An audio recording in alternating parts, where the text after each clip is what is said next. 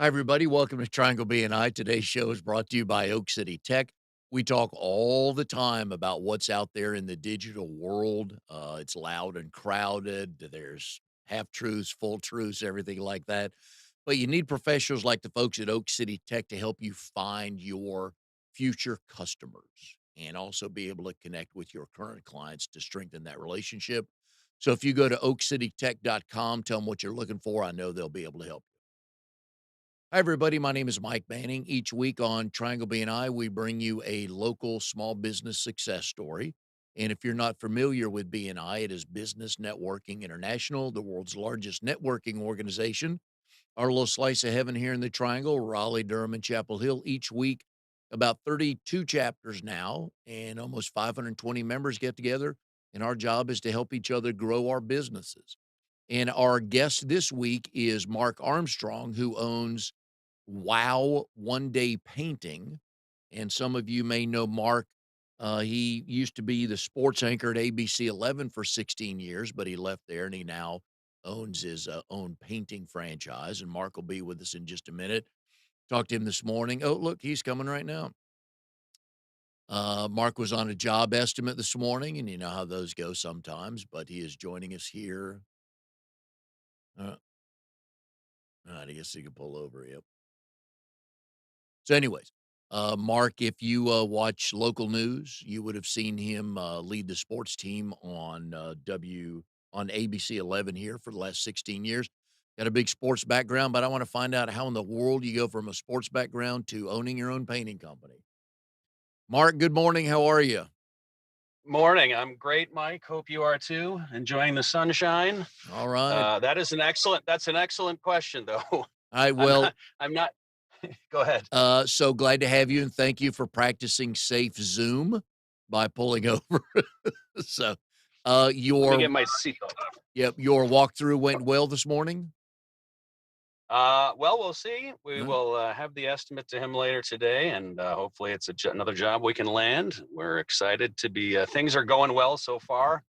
Um, so we're just going to keep the ball rolling as best we can. But it's another young family that's expecting their firstborn, so they're trying to get their house ready for that. So that's a fun project to try and be a part of. Oh, good. You and I can get to that too because we've been there before. But before we get to all that, Mark's background is very sports oriented, and we'll get to all that. But I guess first couple questions for you, Mark. The second question is why Wow One Day Painting? But the first question is, did you have a bubbling entrepreneur thought over all these years, and how did that come about? I would say honestly, no. I was perfectly happy in my sports broadcasting career for many years. It was exactly the job I grew up wanting to have.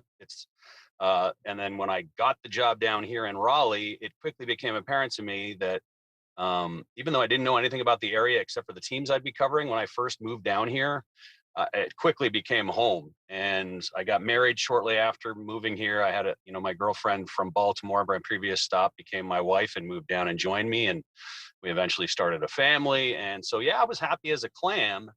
And then, just in the last couple years, the nature of the job started to change a little bit. I had some not so great leadership at the station. Um, and then COVID hit, and I'm one of the countless people for whom COVID really was something where you were just constantly recalibrating your life in your head and what was important to you and what you wanted to change about your life going forward. So I had been looking for a while, kind of without any intent about what could potentially be next for me, and was trying to think of like sports adjacent things naturally, since that's what my entire adult professional life revolved around. But then really started looking with intention last fall and landed on Wow. And I don't know if you want me to answer that question too as part of this long spiel, but the reason I ended up with Wow is I've got a childhood friend up in Toronto where I grew up who is a franchise owner himself. And I'd kind of been following him on Facebook, and he's 7 years down the road in it now. So way, way farther down the path than I am. But I just had watched him growing his business and seeing the success he was having. So I reached out to him and asked him if he had an hour to FaceTime with me on a Sunday and just tell me a little bit about it. And he started off just by singing the praises of the company, how totally invested they are with the training and with the corporate support system in ensuring that they do everything possible they can for you to succeed. There's obviously, ultimately it's up to you. But he just couldn't say enough good things. So that got me really intrigued, and I started going down the discovery path with the franchise development people. And there wasn't any point where I said, "No, I think this is wrong." There were points where I was like, "I don't know anything about this business," but they did not discourage me. They said, "That's actually the way we like it, because then we can just train you in the way that we have proven works in this business." So, yeah, it's been an adventure. We're just a few months in now, but so far so good. I always like when an athlete is interviewed and they always talk about their college career and say, if you hadn't gone to that school, where would you have gone? So if you did not have this friend of yours with wow, what was next on the list? I didn't have a next on the list per se. I knew the one thing I knew. I didn't even know for sure that I wanted to get into a franchise or whatever. This just kind of, for lack of a better way to put it, fell into my lap by nature of that friendship I had. I knew I didn't want to do any kind of like food service type stuff. But beyond that, I was really open to anything. So, I explored, through some of the relationships I'd built from my job at ABC 11 with some companies in the area to see if there was potentially a fit there. And then I don't know, there was something, even though I've never thought of myself as an entrepreneurial person prior to what I'm doing now, there was a lot to say about becoming my own boss. And that was part of my decision making process, was being in charge, setting my own hours, um, and being, where the input that I put into the company directly correlates to what I get out of it. Um, And with so that was you know, all very appealing to me. Yeah. and with 3 kids now, is this the first normal life you've had, as a dad where you kinda get to have dinner with the family? No, no, I don't want to say. So I don't know if you can still see me here. Your My wife video was trying did to go call me off. on my. Yep. Okay, let me get that back for you here. First of all, Big, there big. we. Okay. So yeah, no, I don't want to overstate. It was a weird schedule. I was working as a sports broadcaster where I wouldn't go in until 2:30 in the afternoon. Barring some press conference or something else happening. I mean, some days were vastly different than that, but a normal day I'd go in at 2:30, do the 6 o'clock sportscast, drive home, have dinner with my family, put my kids to bed, which I always really greatly Oh, valued. And it's very important to me to be able to do that. And then drive back to the station to do the 10 and 11 o'clock sportscasts. Now, again, there were many days when I was on the scene at PNC Arena or the Smith Center or Reynolds Coliseum or any of those places to cover a live sporting event, and maybe I wasn't home for dinner that night. But it really wasn't terrible on my family, my previous job. That would be mischaracterizing it, but definitely being away from my wife at night mm, every weeknight.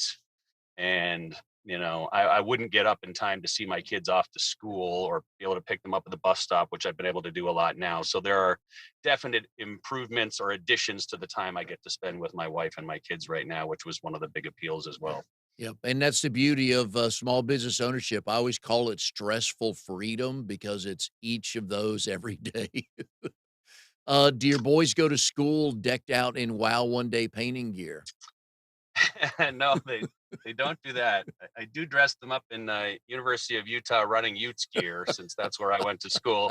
So they are being indoctrinated on that front. But I haven't. It's been a weird thing because they never got to be old enough where I think they never kind of vocalized to me, that they thought it was super cool I was on TV or anything. That's Yeah, just what they knew I did.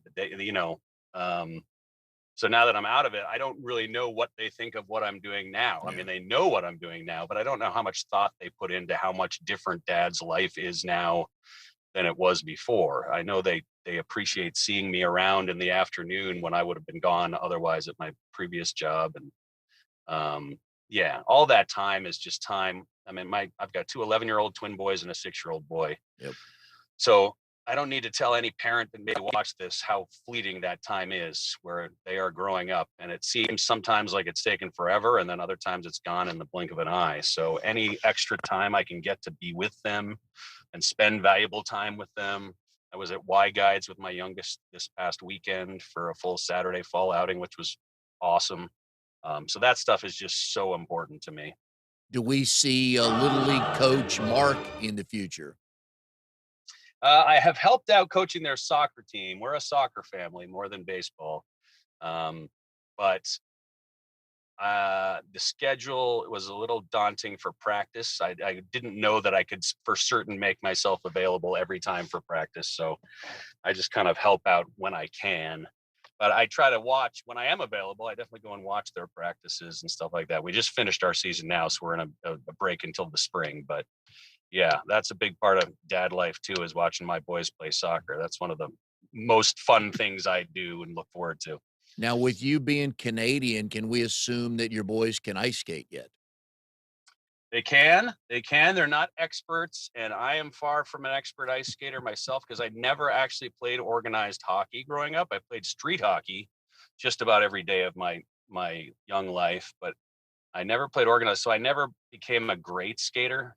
And then I went years and years and years without doing any skating for a while. So getting back up, I got to play in the Hurricanes alumni game a couple years ago, and my main goal was just not to embarrass myself. And I'm not even sure I accomplished that, but I quickly got over. I didn't have any ego attached to how I did, so I didn't mind if I was going to fall down or I swung and missed on a puck too that I should have had a nice shot at. Um, but yeah, I was too busy having fun to be Yeah. embarrassed. How'd your body feel the next morning?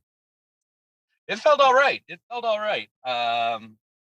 Yeah, it wasn't excruciating. The fun part of it, obviously, aside from just being out there with a whole bunch of former Hurricanes and just watching even guys who are, like my age, almost 50, and they're still gliding. Or I mean, it's just a Mhm. completely different thing when you watch a person who's been a pro at a sport and watch them stick handle and watch them skate. So that was so fun being out there. And my coach was the former Hurricanes defenseman Jay Harrison, and he just kept whispering in my ear every time I'd come back to the bench, "We need more out of you, Armstrong. We need more out of you." And I'm like, Jay, I'm giving you all I've got, I think, buddy. I'm sorry to say. We talk about a lot of times, which sport has the best athletes, and there's an argument to make for a lot of them. But for those of us who don't skate at all, uh, the hockey players don't get the credit for what they do on skates, forward or backwards. They get hammered into a wall, right? They get, you know, dinged with a puck or a stick at least 10 or 12 times a game. And I always like joking with and soccer players are the worst, first of all. I'm a big fan of Tottenham in the Premier League, but soccer players are the worst because we all know the story of these hockey players that would get a finger sewn back on during intermission to come back out. And these soccer players are laying on the ground like they got shot because I ran by them and they fell down. Right. But hockey players are, that's a different kind of tough, isn't it? Yeah, it's I mean, my personal in terms of the athletes I've covered and interacted with, wrestlers are the most insane, and maybe rugby players I'd put in that same basket. And Yeah. then and the next tier down, you're talking the likes of hockey. And then the weird thing with hockey is that it's such a rough and tumble sport, for all the reasons you just outlined. But because it's not a running, jumping sport that is so hard on your joints, a lot of these guys are able to play for a lot longer than, say, basketball and Mm. certainly football players are able to play. Just because I mean, if you know how to skate, you're doing a whole lot of just gliding around rather than jarring your joints constantly. But yeah, they're a different kind of animal. Those guys. And that's an intense 2 minute stretch on the ice, too, isn't it? Yeah, if that, and 2 minutes is a long Yeah. shift. Oh, So yeah, yeah. you're Yeah. you're going you're going out there and you're emptying your, especially if you play for Rod Brindamore, you better be emptying your gas tank for Mm. the 45 seconds to 60 seconds you're out there on the ice. Otherwise, you're going to have a coach to have to answer to when you get back. But yeah, you get to gasping pretty quickly. Yep, that was a good hire for the Hurricanes. We are talking with Mark Armstrong, owner of Wow One Day Painting Raleigh. Mark's relatively new to this, but he's enjoying the transition in life. Today's show is brought to you by Oak City Tech. We talk all the time, folks. You don't own your digital fingerprint. Facebook could cut you off, YouTube could cut you off, Twitter could cut you off, all that stuff. But you need to control things like an email list to keep in touch with your future clients, current clients, and past clients, and you control that. So be smart with opportunities like that. The folks at oakcitytech.com will help you. Just tell them what you're looking for, and I know they'll be able to help you reach your goals. All right, Mark, give us some tips on painting. If we own a house, we're coming up in the winter time with the stuff you're learning and what you know. What are some things we can think about to figure out? Hey, do we need to call you? That's that. I'm glad you said it. You're learning because I am very much steeped in just learning every day now because I didn't know anything. I mean, we had months of training, but it's not really about the dynamics and technology of paint per se. There's some of that, but you're more just learning how to estimate and customer interactions and all those kinds of things. So in terms of the technology of paint, I am not very, versed to the level where I feel comfortable talking about that with any degree of knowledge or certainty right now. I know the basics of it, but yeah, I mean, if you're just looking, a lot of what we do when we go into people who have been living in a house for a while and the house is just settled a little bit, and so you're starting to see the cracking in the ceiling or some cracking in the walls, and those are very easy situations for us to come in and fix. Or if somebody who's moved into a house and they just have the contractor grade paint on the wall, and whether it's color related or quality related, we can come in and upgrade and give the house the look that a new homeowner wants. Or if you're looking to sell your house, we can come in and spruce it up so that it looks nice for the people walking through. Whatever your need is, I've got a very, very good team. And that is what gives me the confidence when I'm going out and doing estimates, is that I know everything I'm telling the people about what we can deliver, and my guys will come in behind me and deliver exactly that. So there's all manner of motivations for why people call and have estimates with me. And then whatever that is, then we can figure out what best suits their needs, and we come in and get that done for them on a timeline that is often unexpected. So we just surprised a guy just this morning by coming out on a whim, or not on a whim, but he saw us doing another job on the same street and said, "Hey, I've got 6 shutters. Can you paint them?" Like, I can't get anybody else to answer the phone. I'm like, "Yeah, we can paint them. I'll have my guy do it tomorrow, and we'll put them back up on your house on Monday." So that's what we did, and he was very excited about that. I'm amazed at how many stories like that I hear from a, a homeowner or a potential or a client. They just nobody they can't get a phone call back, and I just don't get that. Yeah, well, and that's at the core. I mean, we're not unique in that regard, but that is at the core of essentially the WoW franchise model, is just taking the professionalism and the customer service to a whole new level. That, first of all, when you call WoW one day to get an estimate, we've got a call center that answers the phone. I think, if I'm remembering correctly, they said the phone calls are answered on average within 3 to 6 seconds. So you're not even leaving a voicemail. You're not sitting on hold. You're not doing anything. You're getting a live person on the phone, takes down all your information, what it is you're looking to do, what the specifics of your project, where you live. And then that's routed to all the local franchise owners like myself. And then I say that they pick a time when they want me to come out there, and I show up uh, at the time that you booked the estimate. There's no mystery about, well, let's see if this guy shows up. Yeah, I'm absolutely going to show up at the time that's booked.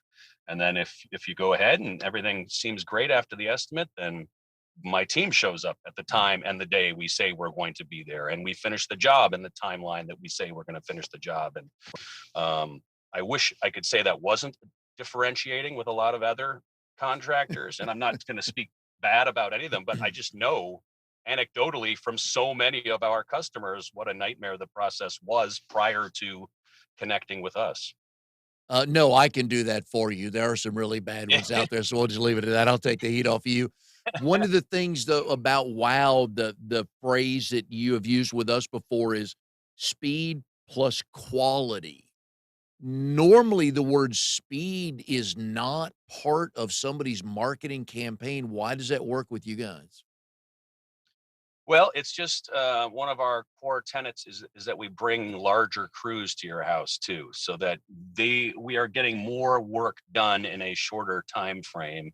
It's all about lessening the because painting is obviously a kind of I don't want to say messy, that's not the right word, but when you have painters coming in to completely change the interior of your house, that's a very intimate thing to do, to have people into your home.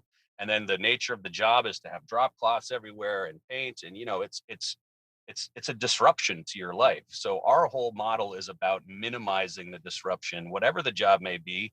And a lot of the jobs we do, I mean, obviously it's in our name, Wow One Day Painting. A lot of the jobs we do are literally, we are showing up at 8 a.m. and by 5 o'clock, the project is done and we're out of your house and you've got a whole new look in the areas that you wanted changed. But then we have multi-day projects too.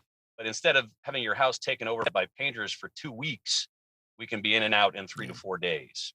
And you get your house back with the improvements that you're excited to see. And it's an exciting thing. It's such an elemental change to your house too, is changing the color, and it gives your house a whole new feel. So that's certainly one of the edifying things of this job, is seeing the homeowner at the end of the project, and seeing the happiness on their face and kind of the excitement that their house has a whole new look. And we've been able to give that to them in a time frame that was a lot quicker than they certainly expected in many cases. When is it too at what temperature is it too cold to paint? Yeah, we don't want to be painting exteriors below. I think if you look at a lot of the paints, it's like 60 degrees, low 60s. As soon as you get lower than that, for an extended period of time, then the basic qualities of the paint are not going to express themselves as well, and all the adhesion, and because the primary role of paint on the exterior of your house is to protect the surface of the house. Mm.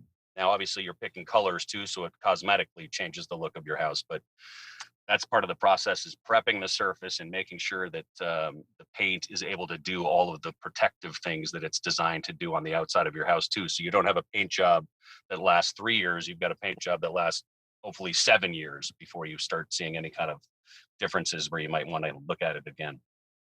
Can we assume, since you are Canadian, that you are fluent in French? I'm not fluent. If you drop me off in Paris, I would not go hungry, but I would certainly not blend in either. And do not ask me to live translate a French language movie, because I Nope. would be of little to no assistance at doing that. But yeah, I could spit out kind of truncated sentences to fulfill my basic needs as a human being. Can ask to go to the bathroom. I can ask for food. What else? I can find a hotel, put my head down at Eh, night. Yeah, like all since that stuff. yeah. All that stuff I can handle. Since you've been in the triangle, how often have you had to use any French? I haven't had to ever use any French. I have used it just for fun, or where, like, a circumstance where it seemed appropriate, but there's never been a situation where I had to use French. Um, I've joked with a couple hockey players that have, on the Hurricanes. Aaron Ward, who I became pretty good friends with, a former Canes defenseman, is fluent in French, and was always very proud of the fact that he could do media interviews in French as well. So he Ooh. was a popular guy for the French language media when they would come into town. So I would try every now and then to talk with him, just to keep my base level of French still active in my head, because I probably don't need to tell you, your brain starts to crust over, and some of the stuff you thought you knew has calcified, and you can't tap into it like you used to. So that's the primary way I've tried to keep, like, I just want to keep the basic ability to say some French phrasing and stuff like that. And my kids, of course, are all learning Spanish now, which is a much more useful language to Yeah. have here than French. But I don't know. I really like languages. I just find it endlessly interesting to me. Do you walk past many French conversations in this town? I couldn't tell you the last time. Probably would have been maybe a time at the airport or Yeah, something, right? yeah. But no, I can't remember ever. First of all, I don't do a whole lot of walking around in crowds. I kind of have once you get to my age, you've got your little sphere of Mm. where you go in your day to day life. So No, I would say probably at an airport was the last time. I'm trying to think.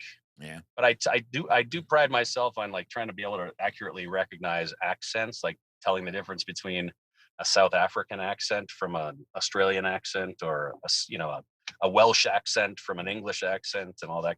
That stuff I find really fun Oh, yeah. for whatever reason. Yeah, That's the nerdy part of me. there you go. I love the Northern Ireland accent, that's my favorite. I just love that Yeah, one. I yeah. don't know why, but I do. So when you were dating May, did you try to impress her, like ordering French one day at a restaurant, something like that? No, I don't think I ever did that. But I tell you what I did do is, because my wife is Filipina, so I got the Rosetta Stone for Tagalog, the native language of the Philippines. This was after, I think we were married by the time I did this, but I joked with, because we would go visit her family, and they all live in the East Bay area out in California. And, they're all talking in Tagalog, and it's a really fun language to just listen to. Um, but I decided, and I joked with her mother, I said, I'm going to learn just enough Tagalog that you guys can't talk badly about me right in front of my face, because I'll be on to you. I'll know a few key words that I'll know you're talking about me, and you're going to have to feel guilty about it. You're not going to just have free reign, which they all thought was funny. So I became like a trained monkey for them. When I would show up in California for our visit, they're like, Mark, say this. And I would say, some clunky Tagalog sentence. And they're like, you sound like a robot. And then they'd all break down laughing, laughing, laughing. But yeah, I kind of hit a wall with that stuff too, because um, the sentence structure is so completely different than English. I was having a hard time. Like, I could spit out just words, but I Mm. couldn't form them into coherent sentences, because that stuff didn't come naturally to me. Now But when she gets yeah, on the phone with her family members, do they break out into that language, or is it all English? yeah. Well, Tagalog is fun. I mean, they speak when she's talking with her mother and her sister and stuff. A lot of the time, they're speaking Tagalog, but it breaks. Tagalog has like some stuff that doesn't translate, where there's not a Tagalog word, where they'll just Yeah. seamlessly weave in English words Mm. to it. So that's one of the interesting parts. One quick funny story: when we were first dating, and the Tagalog word for yes is "oo," like just two O's. "Oo." So she would be talking with her mother on the phone, or her sister, and just kind of say, "Oh, oh." I'm like, "What's going wrong? How is constantly things are going wrong? Oh, oh." And then she finally told me, "No, that's the word for yes." Because I was like, how are they constantly putting out fires in California? Or there's always something going on that they're all worried about. No, they're just saying yes. It was a normal conversation. And I don't know why it took me so long to finally ask her about that, but it took me probably a month and a half of listening to her say, oh, constantly on the phone. One of my favorite questions doing this show for a while, for married folks on the show, is how did you and May meet? And do you both tell the story the same way? Yes, I think we would tell the same story. Her recollection of me, where we differ, is well, I'll break it down. We both worked for the same company in Baltimore, Sinclair Broadcasting, and I was the sportscaster there on the first floor. We both worked at the corporate headquarters, and the first floor was the broadcast area. She worked in the advertising and marketing department, which was on the second floor. And there was really never a reason why somebody who worked on the first floor would have to go to the second floor, and vice versa. So I guess they recognized that or something like that. So in the interest of, spurring a little bit more, people getting to know each other within the company, they would host these summertime backyard themed socials. So it was just, I think it was May of 2004. And I was just out on the back patio with my buddies from the sports department, and I saw May across the patio. And I was like, oh, who's that? I haven't seen her before. And I happened to be talking to her boss, Joe, who would come down. He was one of the rare people that would kind of move between floors, and he would come down and like to just talk sports with us. So he said, that's May. She's one of my employees. He's like, would you like to meet her? And I was like, absolutely, I would. So he went and got her and brought her over, and so I introduced myself. And the next day I called her on her extension, and I said, hey, it's Mark. We met yesterday. and she said, "What do you want?" She had no recollection of me. Her She had no recollection whatsoever, so it wasn't love at first sight. But she was in a job that took a lot of phone calls, so she just thought I was another person calling for work. Yeah. And then I explained, no, we met yesterday. I was hoping I could maybe take you out to lunch. And she said, call me back at 4:45, and I'll let you know. So, and that at that point in my head, I was like, well, she's either coming up with an excuse why she can't, or doesn't want to go with me, or she's doing a quick background check on me. And it turned out she was doing the latter, and her friends encouraged her to give me a chance. So I ended up getting that lunch. But that I had to cross that first bridge where she said, "What do you want?" Yeah. And I thought long and hard about pulling the ripcord at that point, and jumping out of the plane. But I stayed the course, thankfully, and my life is richer for it. And I don't know if she would have been prepared for that real snarky answer of, 3 kids and a white picket fence. Yeah, yeah, not at that point. Not at that. And then her mother tried to break it. Her mother didn't trust me any farther than she could throw me at first. And then when I relocated from Baltimore down to North Carolina to take the job at ABC 11, her mother really thought I shouldn't be trusted in a or long distance relationship rather. But thankfully, May did not listen. And now her mother loves, if we're ever, May and I disagreeing, her mother will always take my side. So I have long ago won her over as somebody suitable for her daughter. My dad's mom did that with my mom. He said what she would say, "Whatever Jack did, I'm sure he was wrong, so I side with you, Patty." Which is nice to have, right? Yeah, it is. It's good to have that in your back pocket. And you if I were and I do professional stalking before show just so I can get some good talking points. You're just a little bit taller than May based on some of your Facebook pictures, right? Yeah, yeah. She's about 5 foot nothing, Yep. and I'm 6'2". Yeah, I always joke with her. If you basically, s- taped two Mays together, you'd get me, like weight and height, essentially. One of my favorite photos of May is I used to MC a golf tournament they would hold down at Pinehurst, and every year they would have a keynote speaker. And one year the keynote speaker was, well, it was Jay Billis a couple times, but one year the keynote speaker was Eric Montross, the former UNC Oh, great, and he's a UNC broadcaster now. But anybody who knows Eric Montross, he's like 7'1", I think, maybe 7'2". So I've got a great picture of May standing next to Eric Montross, and they don't even look like they're, the same species, essentially.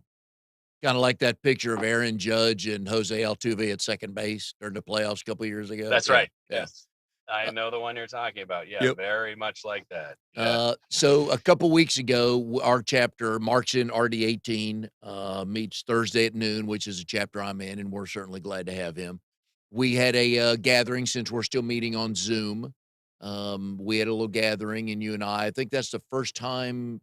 I think that's we met in person. That's the first time, right? And so Yeah. we got Hmm. into a conversation with Lawrence and Anu, a couple other people in our chapter about you guys travel. Well, and at least with May's background being Filipino, you guys traveled. Lawrence and Anu had traveled a bunch overseas. And we got into the subject of haggling. And you Hmm. told a story of basically May was undercutting a guy. And I'm going to let you tell that story if you remember the one we were talking about.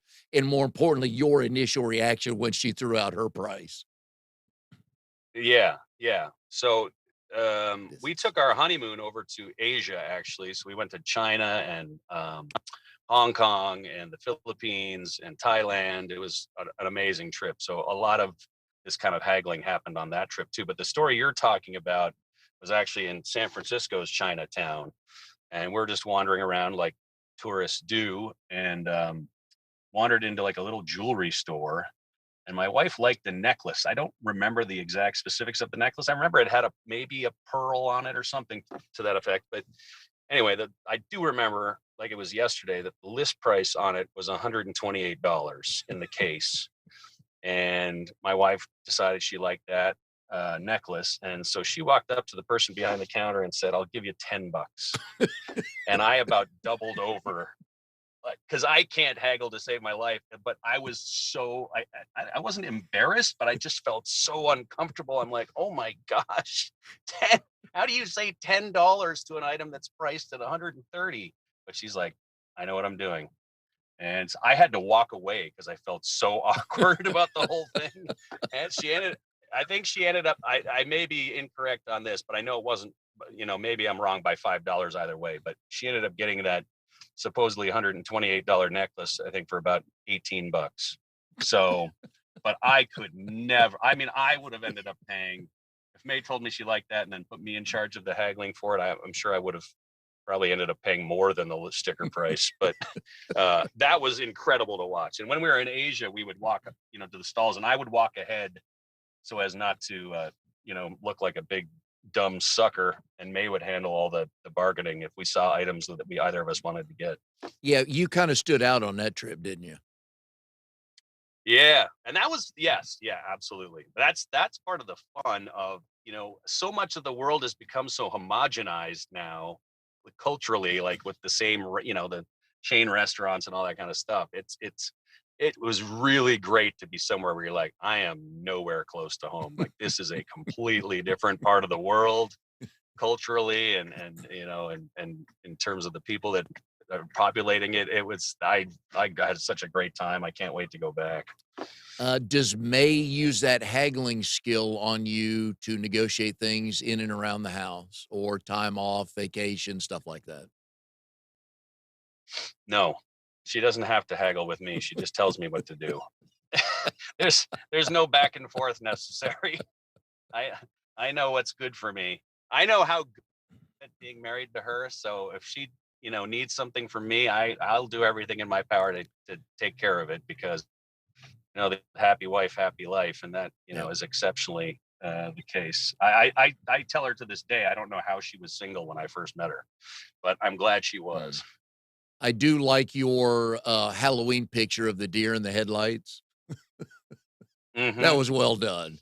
We did that this year. Yeah, we did that this year. That was her idea too. And then a couple years ago, we did. I know another popular couple's costume. Like we weren't original or anything, but we made it. I think pretty funny. Is we did a somebody who's an unfiltered Snapchat Mm, photo, and then versus the filters that you can put on. So I yep. was the unfiltered, you know, big oaf with a woman's long hair, and we wore this. I went and bought a my size shirt of the same shirt with totally dressed alike, but she was all made up and all that kind of thing. So that a lot of people got a kick out of that one too. Beauty Alright. and the Beast. Yep. I'll give you a tip for next year. Sonny and Cher, only you play Cher and she plays Sonny.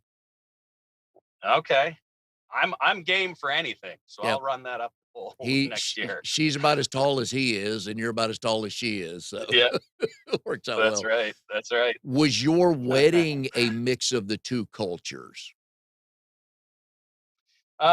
No, we did a fairly straightforward wedding because we wanted to keep it fairly low key, and I just wanted to be able to pay for the wedding in cash that day. So I think my total wedding cost was like $13,000, which obviously, as far as weddings go, is a Mm. pretty uh, low dollar event. But we did around the wedding incorporated the Filipino culture a little bit, but the actual wedding itself and the reception was just very straightforward, standard North American stuff. Good food at family gatherings? Oh, amazing. No, and that's something that my wife does too. She's just an incredible. She's the talented person of the family. She can cook up an absolute storm, whatever kind of food, not just Filipino food, any kind of food, you name it. She knocks it out of the park. And then she has her own small business, May Designs NC. That's all home decorations, seasonal decorations. She's right in the middle of her busy season right now with a whole bunch of craft shows. She'll be at the Junior League show. She's coming up. She'll be at Briar Creek, I think, this weekend for a show they're having there. But she does booming business. Just she's incredibly creative, and she's the perfect combination of talent, creativity, and then also industriousness. Like she does not stop when she gets an idea, or if she has she just goes after it and somehow does all of that with her business, and then also is an incredible mother to our children and a pretty darn great wife to me too. So the total package. And for people looking for, help at home with stuff like that, it's May, MAE, Designs NC, so check Right. that out. As I was doing some Hmm. research for you, there was an article that said when you got the job here in Raleigh, you fired your agent because you knew you would never take or want another TV job again. Yeah. Yeah, that's true. That's kind of what I touched on back at the start of this conversation. Like, I thought, when you're working in TV, you just kind of get to be this vagabond where you Mhm. you go places 3 to 5 years, maybe even less, move on to the next, move on. And there's for a lot of people, there's this insatiable need to keep climbing and try to go to, say, in my case, it's a sports person. A lot of guys and girls want to go to ESPN. That's the ultimate, or they want to work in LA or New York City or something like that. And that just was never me. But when I got the opportunity to come down here and work at ABC 11, I thought, well, yeah, maybe I'll be here 3 to 5 years or whatever, and then something else will come up potentially. But then as soon as I got here, and the sports scene was just so amazing, and Mhm. the quality of life in the area is just so amazing that I was like, why would I want to go anywhere else? This is a destination job, and this is a job where you just stay for as long as they'll have you. Um, and so, yeah, once I made that realization fairly early on, I just called my agent. I said, "Hey, I'm not going to have any use for you anymore. I appreciate everything you've done for me, but let's just call this the end of the road." And she understood. She understood. I mean, we had to make some financial arrangements to part ways, but yeah, I mean, that's I had no desire. I was never somebody motivated by this need to go to ESPN or any of the big cities or anything like that. I just wanted quality of life and a cool sports scene, and this provided all of that. And once you got this job, how long after that did May come down? We got married in '05, so we were married almost a year to the day of me starting at ABC 11. So I brought her down, and we still live. And our plan was to live in an apartment for a while and save up some money to get a house. But then one of my coworkers at ABC 11, her mother was a realtor and showed me the house that we still live in to this day. And it's another situation where we got that house, and I carried her over the threshold, old fashioned style, and all that stuff when she came down after we got married. But we never thought that'd be the house that we'd be raising our kids in. And once again, we just kind of fell in love with the neighborhood and the people who Mhm. live there. And there's a lot of things about our house that we're not crazy about, but we just decided the neighborhood is too good to Yeah, leave. I mean, we can work on the house, but you never know who your neighbors are going to be if you move yeah. somewhere else. And we've got an amazing setup here, so why mess with what's working? Yeah, I grew up here. We moved here in '73 to into neighborhood Fairfax Hills off of Falls, and it was a perfect neighborhood. There was 3 of everything. You could not be bored, you could not find something to do, rainy, snowy, sunny. It was perfect, and so I'm with you. You find the right neighborhood to kids, and they'll talk. Because here I am still talking about the neighborhood I grew up in. I'm sure your boys will do the same thing. I find that odd that you 2 had to save up for an apartment because we all know the UTV people are very well paid. Wait, sorry, I've got. It wasn't saving up for the apartment. It was, we thought we'd live in the apartment in order to save money for a house. But yeah, no, I mean, I that was part of the challenge of deciding to do this, is that my job was, I wasn't going to lose my job at ABC 11, but I thought that I wasn't also at the same time going to be able to work another 12 years and retire at age 60 or something as a sports anchor. I didn't realistically think that was going to be in the cards with the way the business was going. So I had to just bite the bullet and walk away from what was a very well paying job with great benefits for a pretty amazing company to work for, Disney, especially if you've got kids. Like we could go to Disney for free. I mean, how are you going to Wow. beat that when you've got kids? So that all that to walk away from that, and the healthcare, all that stuff, that was the big, and not gonna lie, there were some nights where you know there were some tears, and as talking to my wife about this, but she's always has my back and believes in me, and so we're gonna make a go of this. We've got a very complicated life logistically right now, because then we also added a COVID.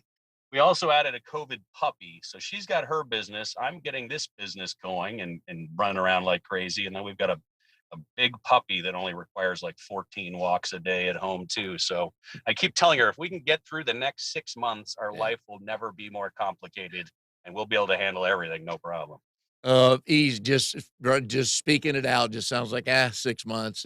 We know the 6 months will go by fast. We have no idea what's gonna happen during those Yeah, 6 months, right?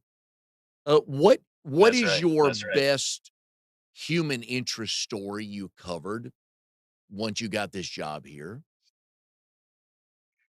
It's an excellent question. And it's one of those things where I did so many stories and then you're asked for one and you can't, but I have one that I did way back when. I want to say I did it in like 2006 or something, but it was a kid and I'm forgetting his name now, which I'm a little bit embarrassed about, but um, he was a wrestler. He was blind, but he wrestled in high school and then went on and did some wrestling in college too. His story was what was so incredible. He had um, lived out in the country with his family, and his father kept a pet tiger. And this got actually quite a bit of publicity at the time. But at some point, the tiger got loose and mauled the boy, and that's how was blinded. He Oh, wasn't born blind. jeez. I mean, the result of this, yeah, it was the result of this terrible accident. Um, anyway, so in the fallout from all that, his mother ended up getting remarried. And so I did this story with him while he was in high school. So he's wrestling, which was obviously the sporting element of it. But we went to his house and he would go fishing and play catch with his stepdad. And like the stepdad had really just embraced this kid and the unique talents and challenges that came with him. And there was like one thing, the reason this is the first story that always pops to mind, he would let his the son drive a motorcycle. The blind was driving a motorcycle Oh. with the stepdad on the back, but he was steering it. On like the country road out where so we have video of this, and I mean it was just so incredible the life that the boy was leading. Um, Despite being blind. Like some of the things I still tell people, they're like, no, that can't have been true. I'm like, Mm. no, absolutely. We have video of it. So it ended up being like, I think it started with, because I was just so enthralled with this story. I think the first copy of it or the first edit of it was like 6.5 minutes long. And my station, so we don't have 6.5 minutes.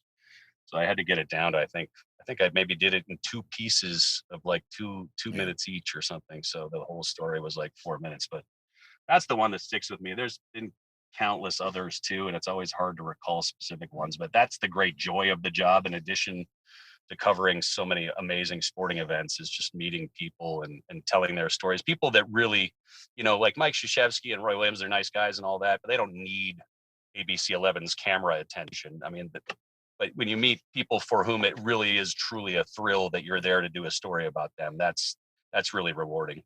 Do people still call you for tickets to games around here because you still know people? Yeah, no, I don't get a lot of that. And I never got a lot of that, honestly, because I made it clear to people that I don't. Yeah, a lot of people had the misconception that I'm given tickets to go Yes. to the games and that's how we cover them. But no, you actually have a media credential and you sit in you know, a designated media area. I don't have just a whole bunch of tickets at my disposal at ABC 11 that I hand out. So anyone that would have been predisposed to asking for that stuff, I let them know fairly early on that's not how it works. So When in a previous life, I worked at Daytona International Speedway, and we would get the same questions. Hey, got anything on the front stretch about the start finish line? I'm like, for the 500, really? eh, A, the answer is no, and B, yeah, quit calling. yeah, Anyways, Mark yeah, Armstrong with yeah. Wow One Day Painting. If you need anything addressed with your house, please give them a call. We've been putting Mark's phone number up on the screen. What's the best website to reach you, Mark? Wow1day.com, or you can call the 800 number, which what is the I think it might be 1-800 wow one day. But yeah, wow1day.com is the most direct way to go to the website. Just enter in your information. And if it's in my area, then I will be showing up at your door sometime in the next couple of days and walking through the project with you. And hopefully my team will follow behind me and take care of it. And we've got a whole bunch of very happy customers. I mean, our first day of production was August 9th. And so far we're about to finish our 50th job so far. So Wow. the business has been going well. There's a lot of, I mean, there's just, I mean, this was part of the appeal of it for me too, is just, it's hard to screw this up in this area. I mean, the growth here Yep. is just so exponential, that if you're, the only way you can not be successful to a certain degree is if you're doing bad work. And we're not, I would not allow that to happen with my company. Or if you So don't return their we're phone creating a call, lot of, right? or if you don't even give yourself the chance to do the job. Yeah. So there's a lot of people, I understand there's a lot of contractors that are buried in work, and so they probably don't need more jobs, but that'll never be the case with us. You will always have somebody answering the phone. You always have us showing up on time for the estimate. And then if we book the project, we're there to do it for you as well. And we recommend, well, actually, you don't encourage haggling with you for your business. There's some of that inevitably that comes with some customers. And I tell them, listen, I am the franchise owner, so I do have some leeway in this regard, but there is very little leeway. Don't if I quote you, for example, $2,700, don't be like my wife and come back to me with $250, because that conversation is not going to go the way her conversation went. You can agree to that and then just go out and paint 2 of their shutters and leave, right? That's right. Yeah. You can do a pared down version of your job for that much money. Get you 3 baseboards. That's what 250 will get you, right? Anyways, have enjoyed the conversation, Mark. Good luck in the transition from the corporate world to business ownership. And folks, if you need any help, any questions with anything to do with painting your house inside or outside, please give Mark a call, because they will take good care of you on that. And we will see everybody next time on Triangle BNI. Hang on, Mark, for a second, okay?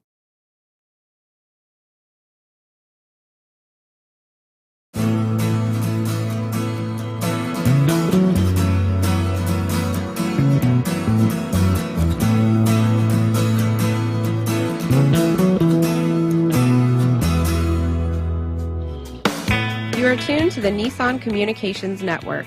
If you tuned in too late, you can always watch each program in its entirety or download an MP3 audio file of it in the archives section at nissancommunications.com. Don't forget to subscribe to our YouTube channel, follow us on Twitter, and like us on Facebook. Sponsored by StreamingGear.com, Carolina Apparel, and DeltaForce.net.